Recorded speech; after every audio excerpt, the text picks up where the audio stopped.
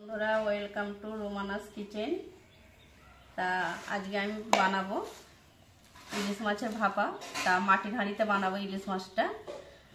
তা রোমানার দাদাজি বাজারে গেছিল সকালবেলা, টাটকা মুরলা মাছ নিয়ে এসেছে, অল্পই ছিল। আর একদম 58 গেটের ইলিশ মাছ, টাটকা ইলিশ মাছ, একদম টাটকা ইলিশ মাছ, 550 ওজন হয়েছে। তাই এই মাছের নাকি খুব টেস্ট। তা আমি এই মাছটা বানাবো। আপনারা পুরো ভিডিওটা দেখতে থাকুন শেষ পর্যন্ত।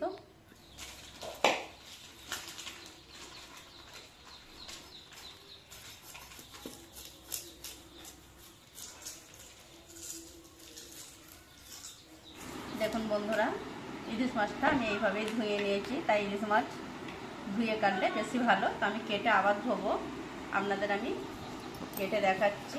একদম টাটকা ইলিশ মাছ।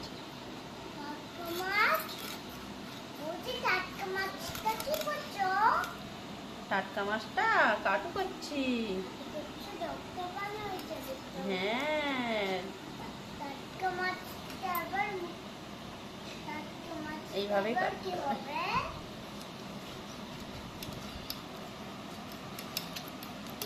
দেখুন বন্ধুরা, মাছটাই ডিম হয়ে গেছে। আর টাটকা মাছের কেমন রক্ত আপনারা দেখতেই পাচ্ছেন।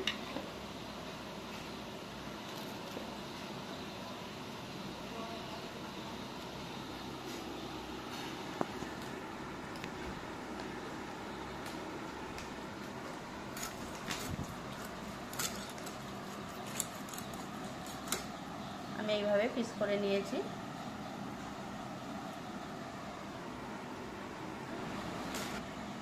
দেখুন বন্ধুরা, ইলিশ মাছটা আমার কাটা হয়ে গেছে। একদম টাটকা মাছ, দেখতেই পাচ্ছেন রক্ত। আর এতে ডিম হয়েছে। ডিমগুলো বার করে আরেকবার আমি ধুয়ে নেব। তাই এইভাবে ইলিশ মাছটা কেটেছি। আপনারা পুরো ভিডিওটাই দেখতে থাকবেন কিভাবে বানাই। বন্ধুরা, আমি এখানে মাটির হাঁড়ি নিয়েছি আর ইলিশ মাছ নিয়েছি। এবার মাটির হাঁড়িটাকে আগে আমি একটু সরষের তেল বুলিয়ে নেব। তলায় থালে লেগে যাবে না।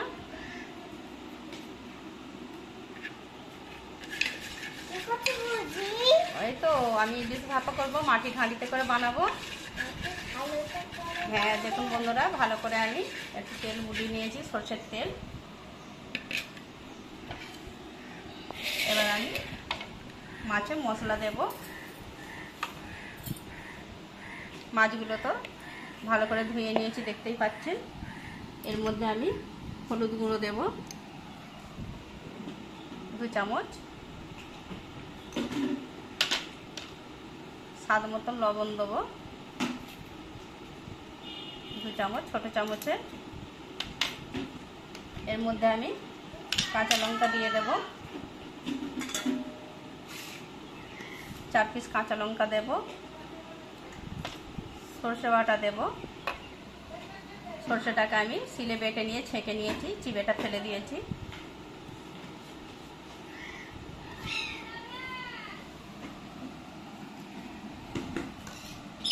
পরিমাণ মতন সরষের তেল দিয়ে দেব। এটা খুব বেশি সরষের তেল লাগে না, অল্পই লাগে।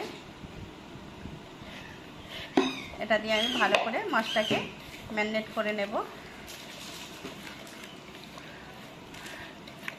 তা সরষে ইলিশ ভাপা বানাতে গেলে খুব একটা কঠিন বলে তো আমার মনে হয় না।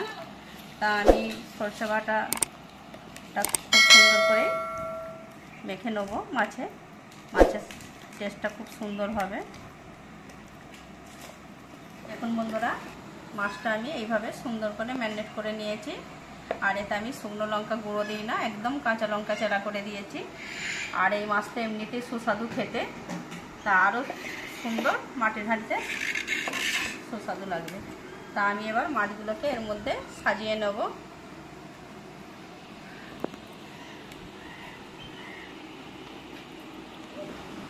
সরষে বাটার জলটা এর মধ্যে দিয়ে দেবো। শিলে বাটার জল নাকি দিলে বলে তরকারি খুব সুন্দর হয়, আমার শাশুড়িরা গল্প বলতো। তা আমি শিল দিয়েও জলটা রেখে দিয়েছি, এর সাথে মিক্স করে দিচ্ছি। তাই এই জলটাই আমি পুরোটাই মাছের মধ্যে দিয়ে দেবো। আপনারা দেখতে থাকুন।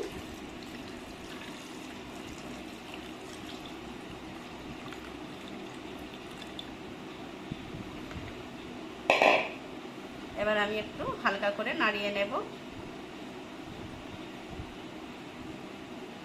তা মাছটাতে এইভাবে নাড়িয়ে নিয়েছি। তবে সবচেয়ে দিতে হয় এর মধ্যে ইলিশ মাছে কালা জিরে, আর অন্য কিছু ফোড়ন চলে না। আমি তো হ্যাঁ খাবি। তা হাঁড়ির মধ্যে বসাচ্ছি, সেই জন্য আমি কাঁচাই কালা জিরে এর মধ্যে একটু ছড়িয়ে দিচ্ছি হালকা করে। একটু দেখুন কালা জিরে, হ্যাঁ হ্যাঁ হ্যাঁ হ্যাঁ। এবার আমি এটা রেডি করে রেখে দিচ্ছি। হ্যাঁ, একটু রেডি করে আমি রেখে দিচ্ছি। আর একটাও আমি মাছ বানাবো, সেটাও আপনারা দেখতে থাকবেন। এইভাবে আমি ঢাকা দিয়ে রেখে দিচ্ছি। দেখুন বন্ধুরা, হ্যাঁ বলবো। দেখুন বন্ধুরা, এই হাঁড়িতে আমি একটু মুরলা মাছ বানাবো, একই সাথে গ্যাসে বসিয়ে দেবো। এই জন্য আমি একসাথে রেডি করে নিচ্ছি। দেখুন একটু পরিমাণ মতন সরষের তেল দিয়েছি। এটা দেবেন নাকি তেল? হ্যাঁ, তারপরে আমি আলু কুচি দিয়ে দেব। সরু সরু করে আলু কেটে নিয়েছি। এখানে পেঁয়াজ কুচি আছে, পেঁয়াজ কুচিটাও দেব। কাঁচা লঙ্কা দেব, সবটা দেবো না, আমি কিছুটা দেবো অল্প করে, 4-5টা। এর মধ্যে আমি আবার এই লঙ্কা দাও। বাবু দাঁড়াও। এর মধ্যে আমি হলুদ দিয়ে দেব, ছোট চামচে 2 চামচ। লবণ দেবো স্বাদ মতন, 1.5 চামচ। ধনে গুঁড়ো দেব 2 চামচ। খুব ভালো করে এটাকে মাখিয়ে নিতে হবে আগে ঘষে ঘষে।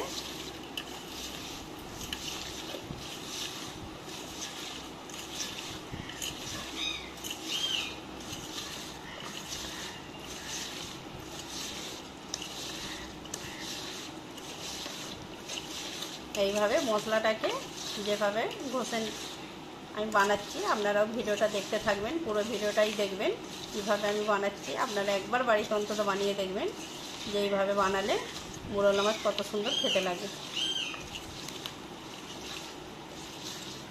কি সুন্দর হচ্ছে। হ্যাঁ, এটা তো লঙ্কা হচ্ছে। রোমানা, দেখো আমি কি সুন্দর করে মুরলা মাছ বানাচ্ছি। কি করে? এই তো তরকারি বানাচ্ছি। তুমি এর মধ্যে মুরলা মাছগুলো আমি দিয়ে দেব।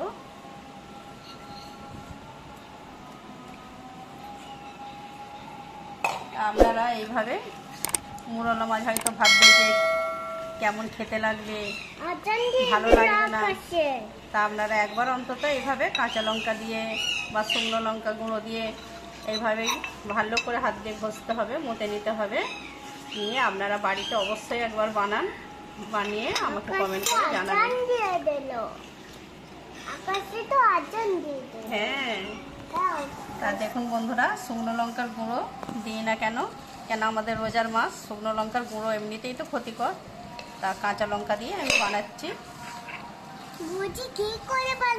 কাঁচা লঙ্কার তরকারি সাদা লাগে ঠিকই, কিন্তু এর ক্ষতিও হয় না, টেস্টও লাগে খুব সুন্দর। হ্যাঁ, কি সুন্দর খুশবু উঠেছে, তা নয় সত্যরা? দেখুন বন্ধুরা, এবার আমি এর মধ্যে জল দিয়ে দেব। তা সরষে বাটার জল আরও কিছুটা ছিল, ওই জন্য আমি মুরলা মাছেও দিয়ে দিলাম।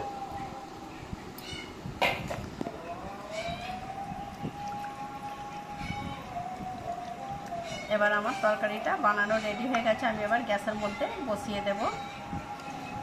হ্যাঁ, আর একটা জিনিস আমি মিস করে গেছি। ইলিশ মাছটা তো আমি একদম ম্যারিনেট করে পুরো রেখে দিয়েছি সাজিয়ে। তা এর মধ্যে কাঁচা তেল আমি একটু দিতে মিস করে গেছি। তা আপনারা দেখতে থাকুন, আমি একটু কাঁচা তেলও এর মধ্যে দিয়ে দেব।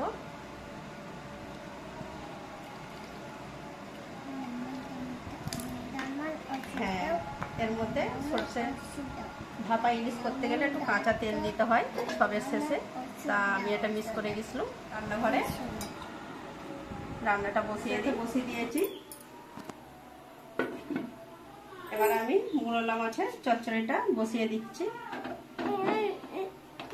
এটা একটু হতে থাকুক, হয়ে গেলে আপনাদের আবার দেখাবো। দেখুন বন্ধুরা, আমি যে মাটির হাঁড়িতে ইলিশ ভাপা বসিয়েছি, এর ঢাকাটা গরমে তো মনে হচ্ছে কেটে গেছে, তা আমি আস্তে করে খুলে দেখাচ্ছি আপনাদের। দেখুন সরষে ইলিশটা ফুটছে, তা আমি এইভাবে একবার নাড়িয়ে দেবো, কেন তলায় বসে যেতে পারে।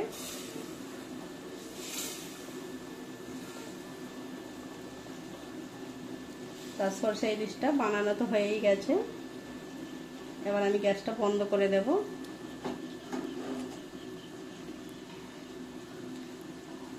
একটু ঢাকা দিয়ে কিছুক্ষণ রেখে দেবো। এবার আমি গ্যাসটা বন্ধ করে দেব। এবার আরেকটা যে চুনো মাছ বসিয়েছি সেটাও দেখতে থাকুন, এটাও ফুটছে।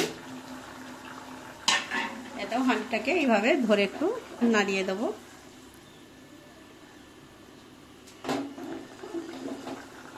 তা এটাও বানানো হয়ে গেলে আপনাদের আবার আমি দেখাবো। দেখুন বন্ধুরা, চুনো মাছটা আমি এইভাবে একদম শুকনো শুকনো করে নিয়েছি, পুরো তেল ছেড়ে দিয়েছে। দেখুন দেখুন বন্ধুরা, তেল ছেড়ে দিয়েছে। এবার আমি তরকারিটা অফ করে দেবো গ্যাসটা। দেখুন বন্ধুরা, মাটির হাঁড়িতে আমার ইলিশ মাছ ভাপানোটা হয়ে গেছে, ভাপা ইলিশ হয়ে গেছে। আর ওদিকেও মুরলা মাছের চচ্চড়ি বানিয়েছি। তা আমার রেসিপি যদি আপনাদের ভালো লেগে থাকে লাইক শেয়ার কমেন্ট করবেন, আমার চ্যানেলটিকে একটু সাবস্ক্রাইব করে দেবেন। তা মাটির হাঁড়িতে বানানো তো খুবই সুন্দর, তা আপনারাও বাড়িতে বানান, দেখবেন অসাধারণ খেতে।